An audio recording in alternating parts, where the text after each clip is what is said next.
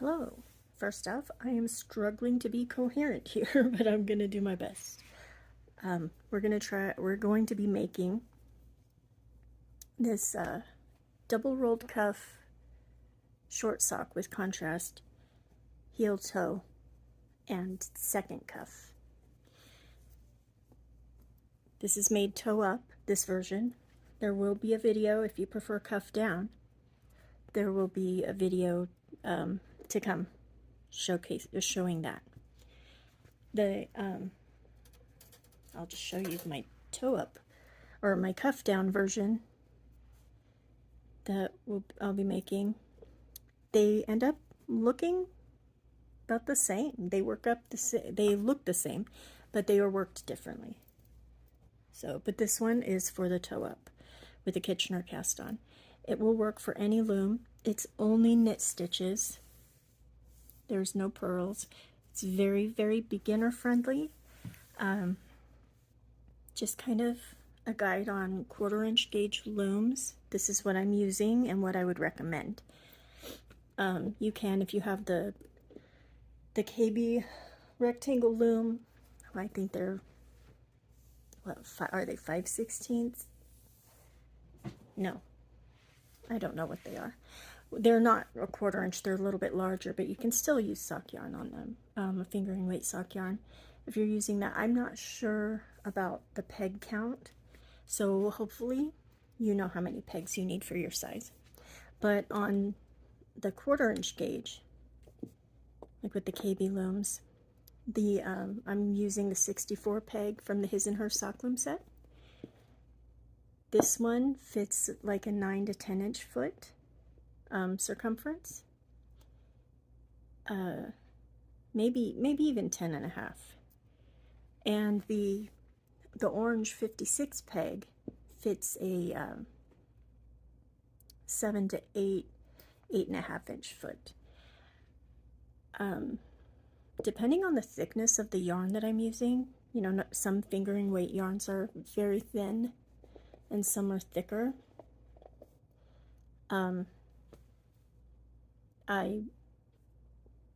More pegs works better for me with a really thin yarn.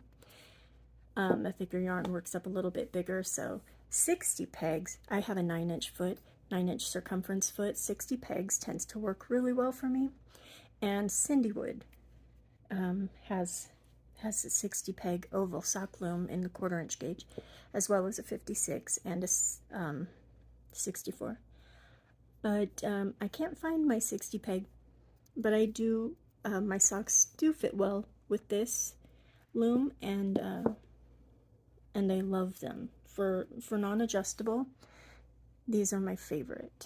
Adjustable would be the KB Flexi loom links in the bitty size. I just love them, but I don't use them for toe up. I just can't, unless I can make something rigid for the bottom. I can't get my Kitchener cast on to stay on. And also the Cindywood universal, 1/4" universal hat scarf loom. It's a long, narrow one with these sliding wedges that make it adjustable. That, I also love that one. So that's about the sizing. If you're larger than a 10.5", if your foot's bigger around than that, you would likely need an adjustable loom that has more pegs, or the Flexi loom, and maybe the cuff down version would work better for you. It's great for cuff down. You don't need it to hold its shape for that. So, but this is toe up. I'm demonstrating on this loom. Kitchener cast on, contrast heel and toe, and cuff, like I said. German short row, toe and heel. You need 2 contrasting yarns. These are kind of close together, but it's fine. I think you can still see the difference. 2 contrasting yarns, your loom, your tool, a row counter, because we'll be count the rows of your foot to make sure your second one matches, but you're going to count the leg, cuff, and second cuff rounds. I don't count my rows for the heel and toe.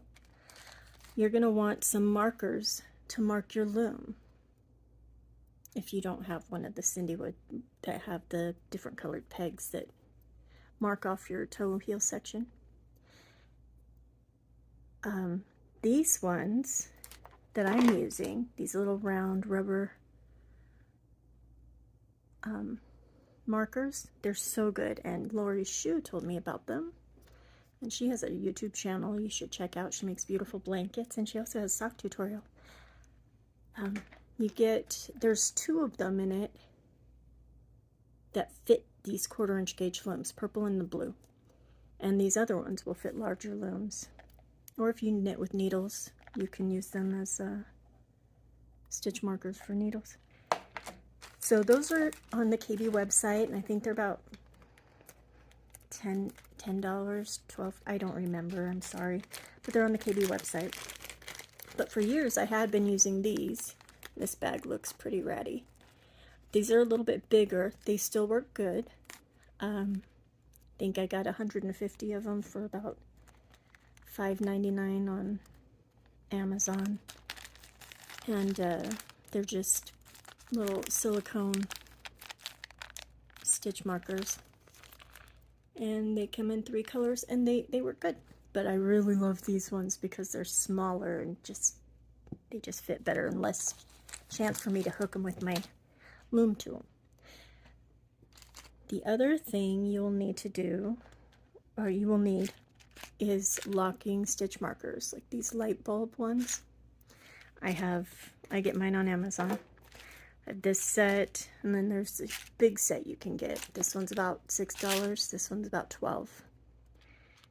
And you want different colors, because it's just going to be a visual aid for you when it comes time. Because when you're doing this cuff, you do this one first, and you bind all the way off.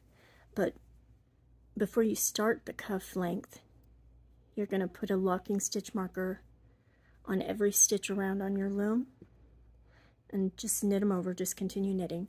And then after you bind off your first cuff, you're going to pull those markers back up, put them back on, and work your second cuff.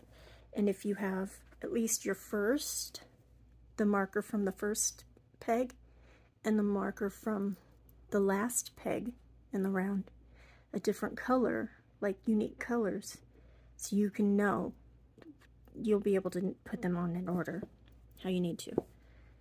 It might not actually matter since it's just a round cuff, but anyway, that's my suggestion. But you need one for every peg on your loom that you'll be knitting.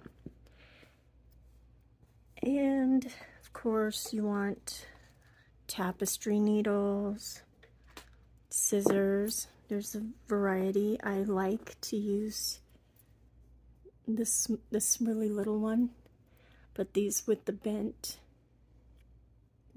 end are really handy. I don't know how that's showing up. And there's bigger, just a large eye needle that you can get your yarn in. And I think that's all the tools that we need. So for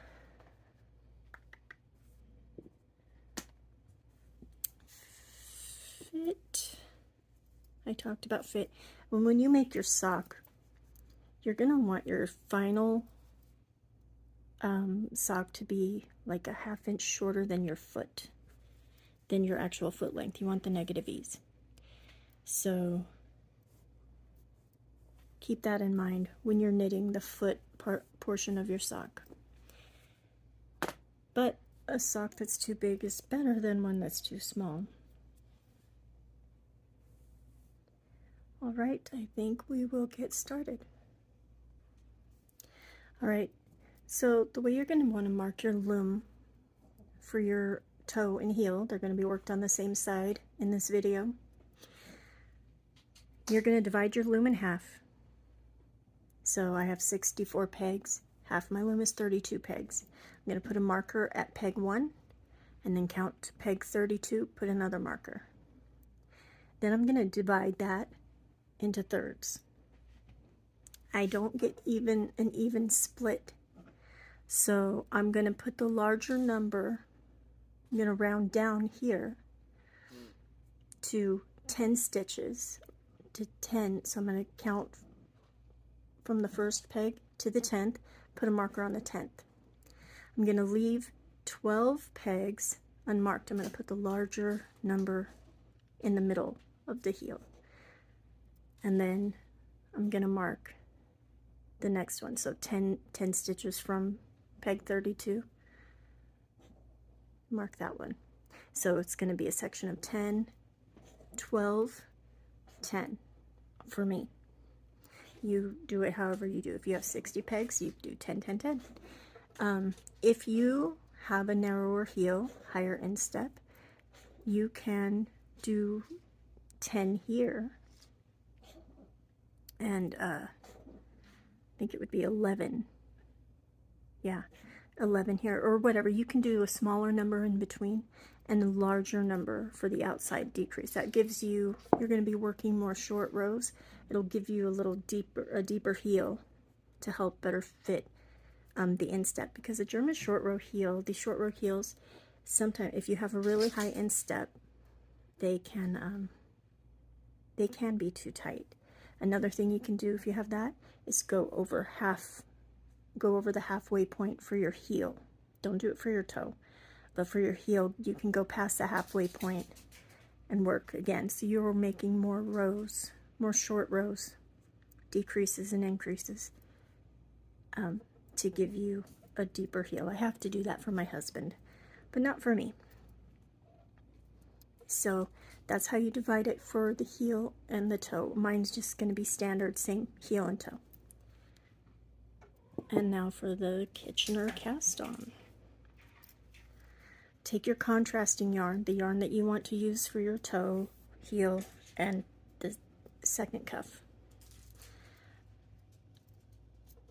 With your first peg towards you, drop your tail down in, go to the opposite end of your loom, so to like peg 32. I'm starting peg 33 is where I'm going to start wrapping. Let me see if I can zoom. And I'm just going to wrap it around and start weaving back and forth, getting every peg. I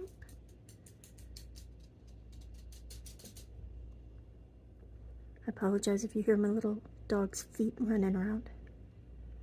Every peg, just back and forth.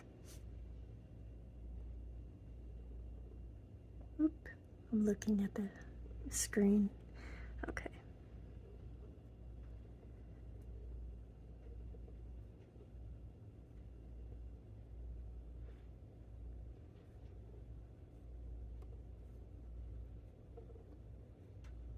You can just take your time.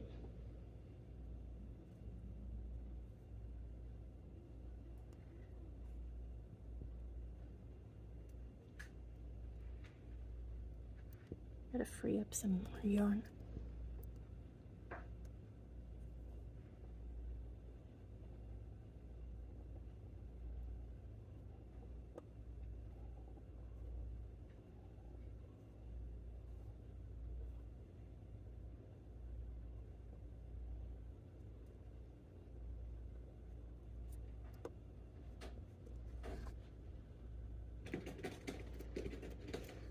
Now my cat's scratching.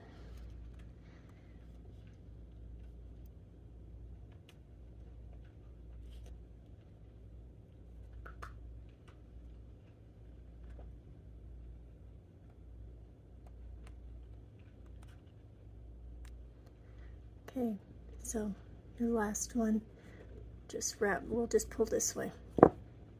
Now we're gonna push all of this down.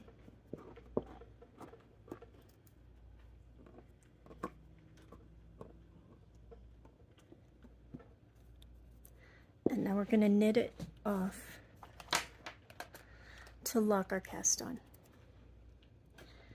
So you don't, when you knit the second peg, it will lock the first one in place.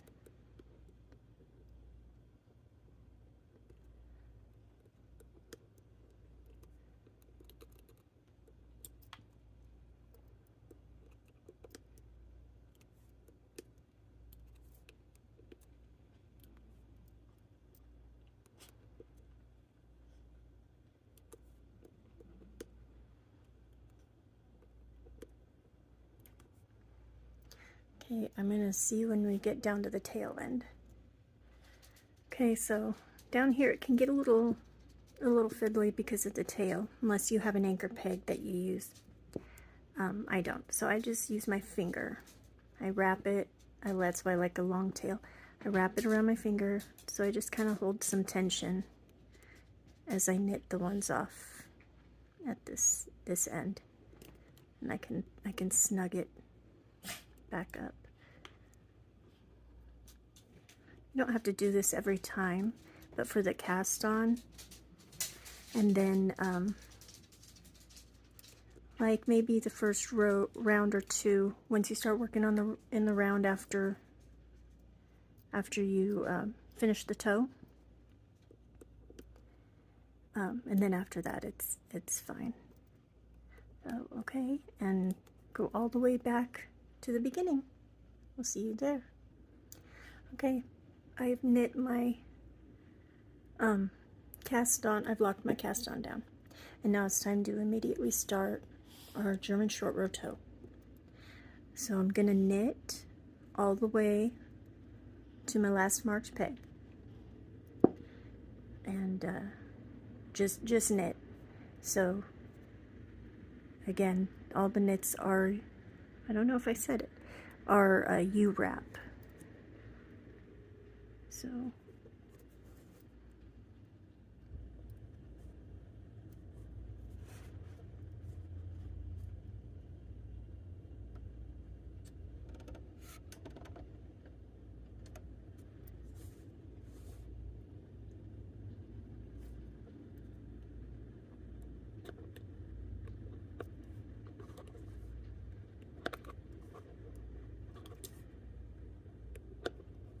just knit across to your last marked peg on the half of your loom. I will see you when I get there. Okay, so I'm at my last marked peg. Gonna knit it off, and then I'm gonna bring my yarn back to the front, pull it across to the next peg in the other direction, and knit it, pull it tight, knit it over, but then pull some slack in this. You're not going to have a big messy stitch here, so don't worry, but just pull it and start working back the other way to your first peg. See, some of that slack already went, but it gets really hard to pull because the German short row they're tight. So work back to peg 1, and I'll see you there. Okay, back to peg 1. I'm gonna knit that.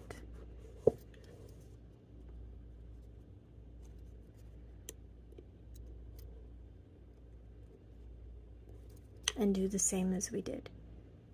Bring the yarn forward, pull. So it looks like you've got 2 loops on that peg. Knit this one off.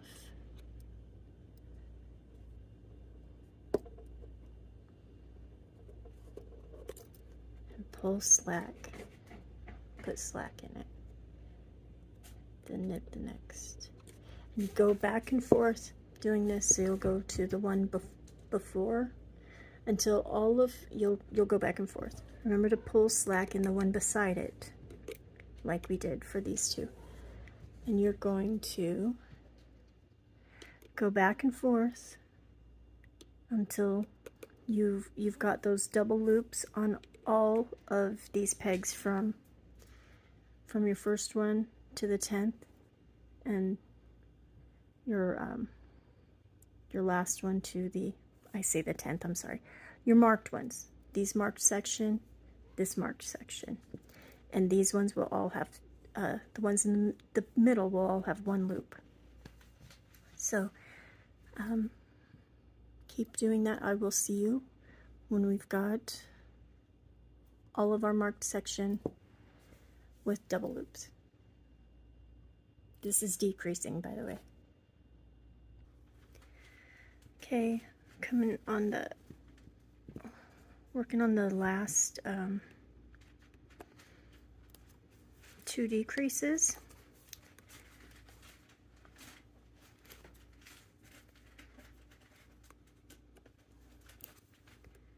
I'm sorry for that noise. There's a box with paper in it that my cat is playing in right now. And the mics that I bought to use are just too quiet for me to record. I don't speak loud enough or something. They're just too quiet. Okay, so the last decrease. Now after that, we're not going to put slack in this one, in the next stitch, for either that one or this. We're done putting slack in the stitches because we're not going to make any more decreases.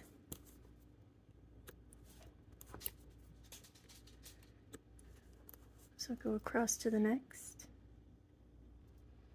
Okay, last decrease for the toe.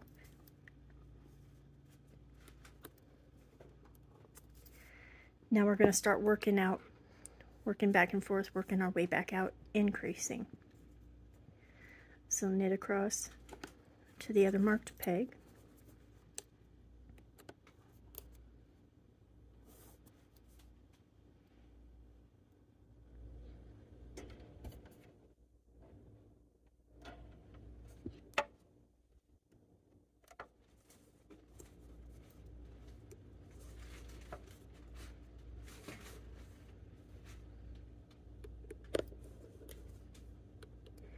Your first 2 increases are gonna be pretty tough to do. You're gonna want to be careful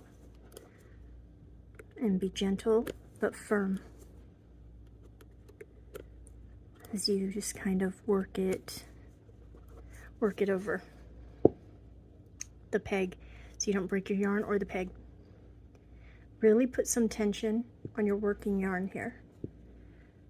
Get underneath those 2 loops. Just kind of work it, wiggle it until you get it over. The others shouldn't be as bad as these first 2. They should get easier as you go. But those first 2 are just real tight. We'll go do the other.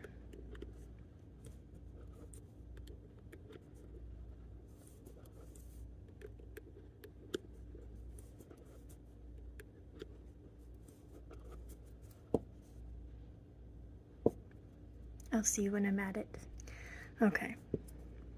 So we're gonna knit this one off, just like do the same as the other. Let me get under the stitches first. That's a double stitch. Okay. Now keep your tension on your working yarn so you don't slip it off with this stitch, and just kind of work it over. There you go. And then your yarn's now behind. Sorry, your yarn's behind. So you just bring it around behind into the next one. I forgot to say that on the first one I did. Go back across to your next peg.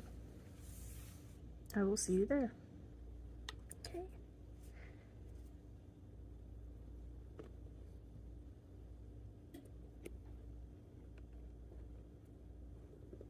Still keep your yarn taut so it doesn't pull over with the stitch. Get the stitch over. That one wasn't nearly as hard. It might have looked it, but it wasn't. And do the same. Back the other way. So you're just one at a time until you've increased all the way back out and you have no double stitches. There's times that I leave the last two, but this time we're working all the way out. So keep going back and forth. You will end up, your last one you'll work will be your first peg, and I will see you when we get there. Okay, so we've increased all the way back out. We're at peg 1. And it's time to change to our main color. So cut your contrasting color, leave a good tail.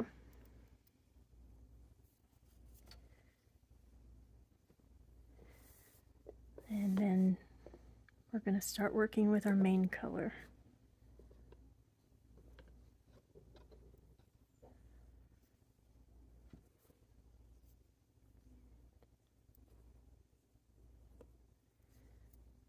Starting at peg 1, leave a good tail for your main color too, that you're starting with.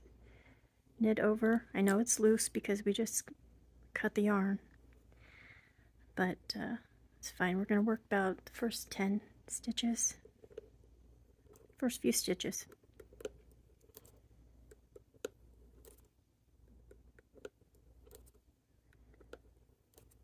This is also where the row counting or round counting starts. Get your row counter, and this is going to be this row 1 because we're on the foot now. So I'm pretty secured now. I've knit a few stitches. I'm going to come here, come back, and I'm going to tie these 2 tails in a bow. Because when we're all done, they'll get woven in. My dog is whining. Anyway, just gonna put them in there. They're in a bow for now, just so I don't have long tails sticking out. And we're gonna knit around and just keep going around. When you get to the end, you know, for the first round or two, you're gonna want it, like I said, unless you have a anchor peg, you're going to want to, you know, hold on to that as you work it so you don't pull them off. And then when you're working this side, these are loose. Put some tension, you know, as you get there. I'm going to get around to that and I'll show you. Okay, so I'm at the end where my tail is. I'll wrap it around my finger.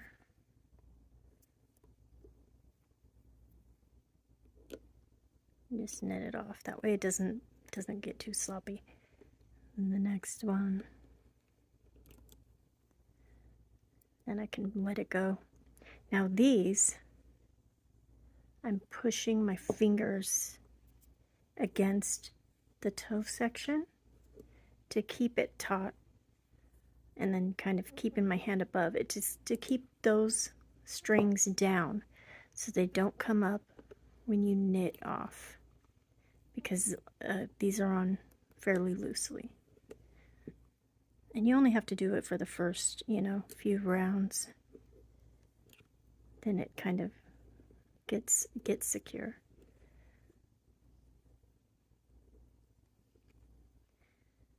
But you don't want to pull that off. So keep knitting.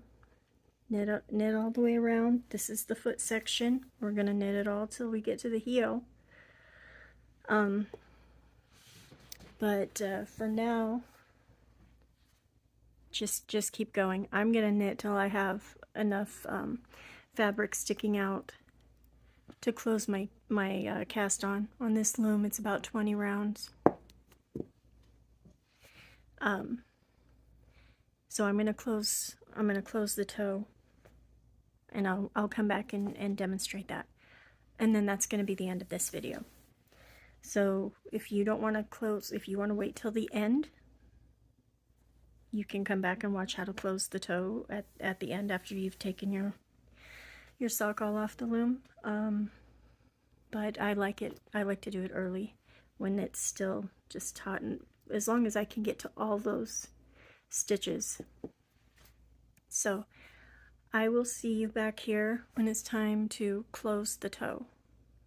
And I'm not gonna stay, and I'm not gonna record me doing the entire thing. I'll be starting it, and then I'll come back in again at the end. Just show you the last part of it, because it's just repetitive. Okay, I will see you back in a little bit. Okay, so I'm back. I've got my 20 rounds knitted, and I'm ready to close the toe.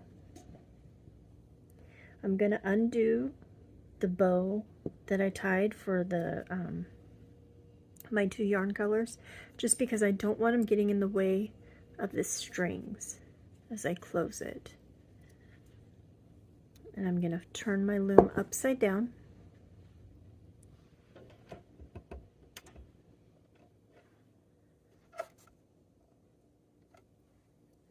And starting at the end opposite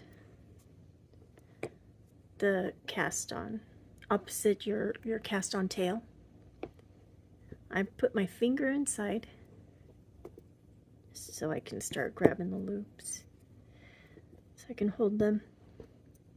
And to start, I use my loom tool to kind of start tugging while they're still short.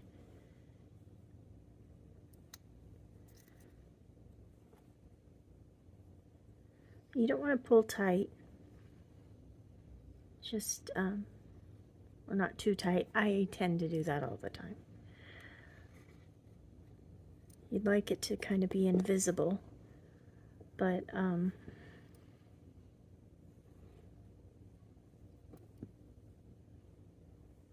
anyway, so just pull. I can use my fingers now.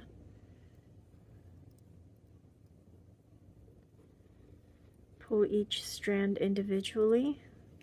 Pull slow so that you don't felt your yarn.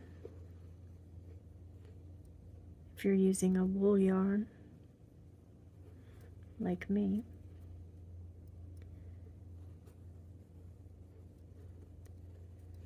And the strands this is going to get longer and longer as you go. So just take your time. You can see we're closing it up.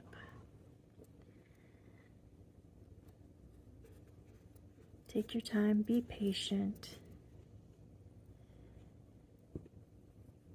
and close your toe. When you get towards the end, when I get towards the end over this section, I will be back. Okay, I'll just do the last few of these on camera. I've now just got my hand through the bottom of the loom.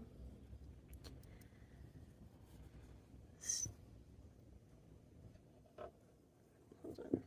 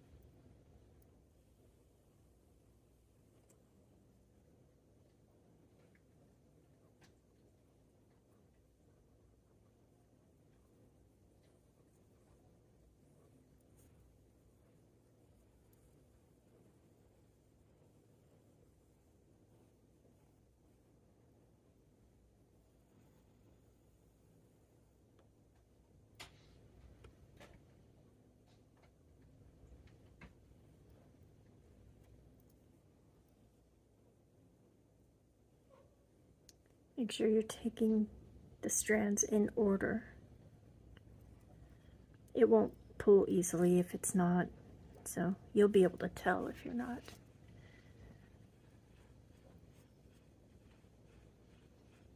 I've also got, my finger is also playing the part of keeping them from, these ones from pulling tight.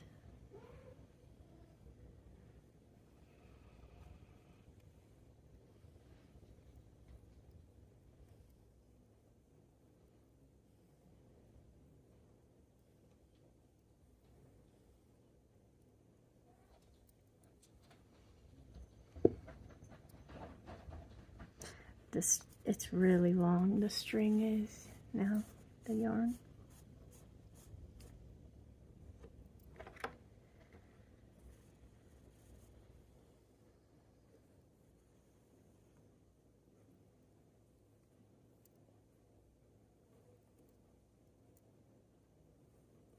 And when you get to the last one or two, you may have to hunt them down.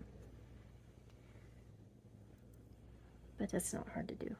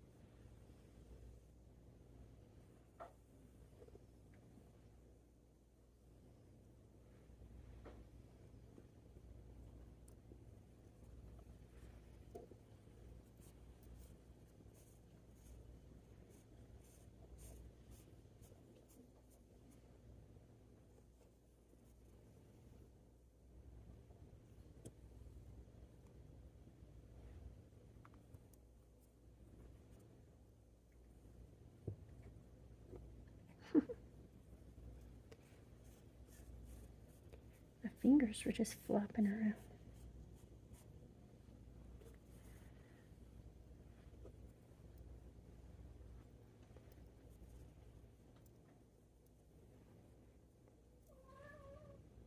Oops.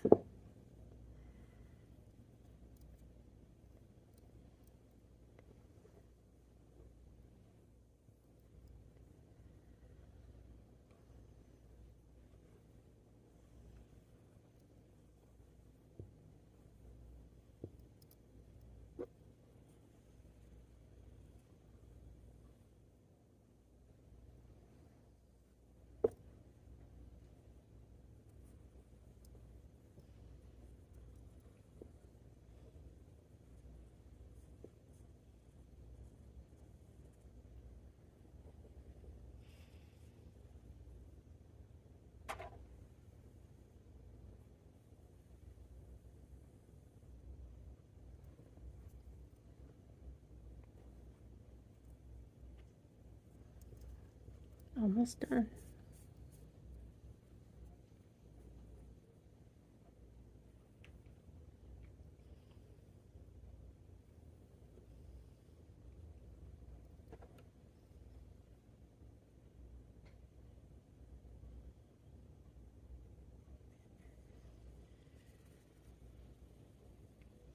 To hunt that one.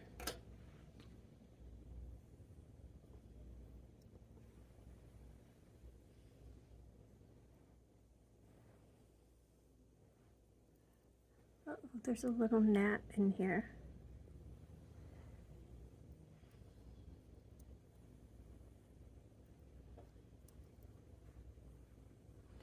Now we just pull on our cast on tail, and it's the final stitch. And then trim, leave a good amount of tail.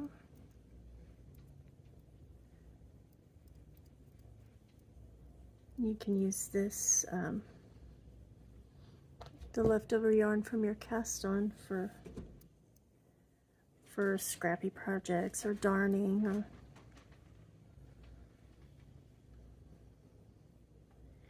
whatever.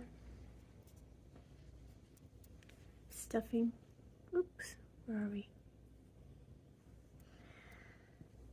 And then I put my needles away. I'm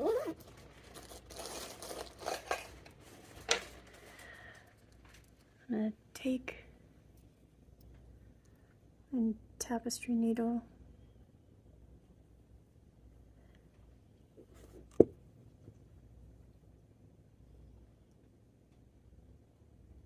Just go right back in. Just tuck that down into the toe. And these strings, I want to retie them in a bow. Oh, they're already... I already have my half knot. And just tuck them down in the toe. Okay, now you just continue knitting the length of your sock until you're ready for the heel, and that's going to be in the next video. Our toe is closed and complete. This is the top of it, the top of the foot. Okay, so part 2 will be the heel, the leg, and the double cuffs. So I hope you come back for that. Thanks.